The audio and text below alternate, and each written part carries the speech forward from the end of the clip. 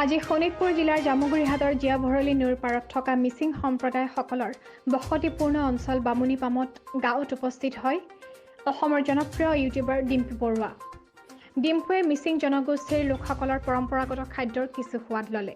তাৰোপৰি আজি শ্ৰীকৃষ্ণৰ ৰাস পূৰ্ণিমাৰ উপলক্ষে সমূহ অসমবাসী ৰাইজলৈ ৰাসৰ আন্তৰিক অভিনন্দন যাচিলে।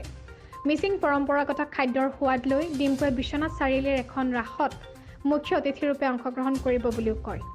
প্ৰথমতে মোৰ তৰফৰ পৰা শ্ৰীকৃষ্ণৰ ৰাস মহোৎসৱলৈকে সকলোকে শুভেচ্ছা দিলোঁ। আৰু এইবাৰ গম পাইছে ৰাস অইনবাৰৰ দৰে নহয়, মানে কৰোণাৰ কাৰণে বহুত নীতি নিয়মৰ মাজত ৰাসটো পালন কৰিব লগা হৈছে। এইবাৰ আমাৰ নলবাৰী, হাউলি, পাঠশালা এইফালৰ ৰাসটো অতি চমুকে মানে জাষ্ট নিয়মটোৱে কৰি থ'ব। ৰাসৰ যি মেলা হয়, যি ৰাস বুলি ক'লে যিটো আনন্দ, সেই আনন্দটো আমাৰ সেইফালত আজি এইবাৰ অলপ কম হৈছে কৰোণাৰ কাৰণে।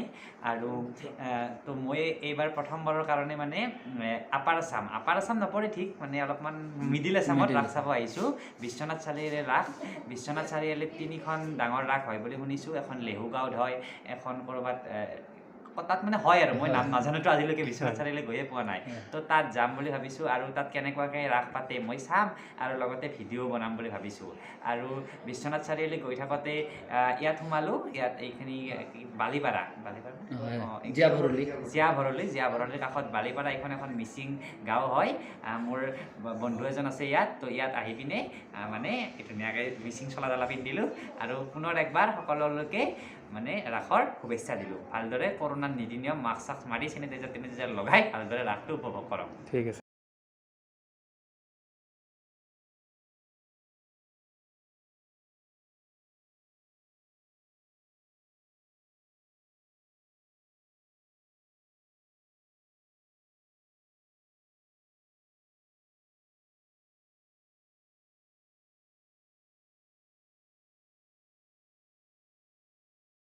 জামুগুৰিহাটৰ পৰা প্ৰেম তিৱাৰীৰ ৰিপৰ্ট, বাডিজ লাইভ।